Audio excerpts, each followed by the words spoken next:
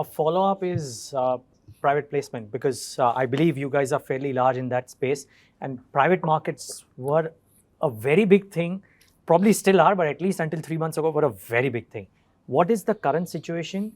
What is it that you are telling people, and what is the appetite or what is the foresight that some of these clients have? Because I guess in this space, the client also gives you a lot of insights, probably because they may not be, I mean, their equities, their businesses may not be listed, but they have a sense of what's happening in the private markets. Yeah. So very interesting. So I think there's been and it's a revolution in the other way, there's been a revolution in the private markets over the last 5 or 6 months. A lot of the money that had flown in terms of hedge funds, etc., has dried up to a certain extent, right? That mad race of capital where the sellers were commanding the price has slowed down. I think there are 3 trends that are shaping what's happening.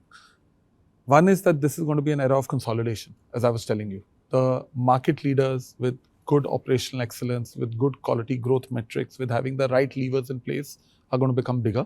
And you're going to see, so, okay, let me take a step back. So we believe that if there are 100 odd companies today that are there within a particular space, right?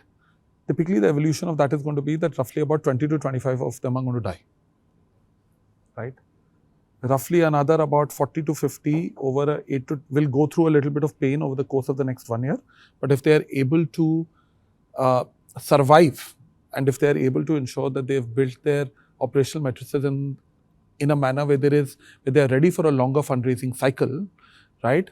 They will deliver you that typical, 3 to 4x alpha over 10 years. So that typical 12, 14, 15, 16%. And there's still that breed of 15 or 20 names that are going to be all-out leaders. That thesis has not changed. Okay. That thesis has not changed. In fact, it's become even more acute. The second one is, so that's point number 1. But what this market and what this scenario over the last few months has done is that it's removed the froth out of the market.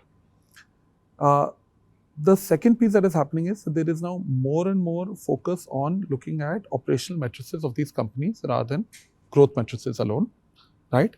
Which means that there is money that will continue to flow in, but into fewer names, right?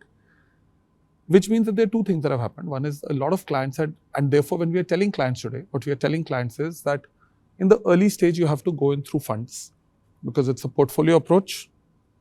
This exact thing will happen, what I told you. And there's a good opportunity today to do that. Clients are recognizing that. But as is typically the case in any cycle which turns the other way, they're taking a little bit longer in decision making. True, of course. Because the FOMO effect has gone away and it's a large thing, right? The second piece that is happening is that for late stage, right, it's a combination of both direct deals, right, as well as funds. More and more we are telling clients that you move from direct deals towards co-investment with funds, because historically if you see, and I don't want to quote any names, but of a number of the unicorns, see, the biggest problem today is finding good late stage market leadership companies at attractive valuations to take in money directly. So with the exception of an asset like NSC, which is almost a commodity, right, it's very difficult for even large HNIs to have access, right? And you're also increasing your risk. Sure. So clients, I'm actually still bullish about this space actually. I think it's about 1 year of returns that has gone by, but it's actually in times like these that you're able to find opportunities because see, the great thing is that you're locking your money into vehicles which do the one thing that is the biggest enemy of value creation, which is constant activity. Sure. See, I always tell clients that the biggest enemy to long-term value creation in your portfolios is the fact that you want to do activity in your portfolio, because you look at Bloomberg Quint every day and you'll see pricing and you'll say, oh, should I do something? Sure. Right? And the moment you stop that and you've invested in good quality companies, and they'll accordingly give you compounding.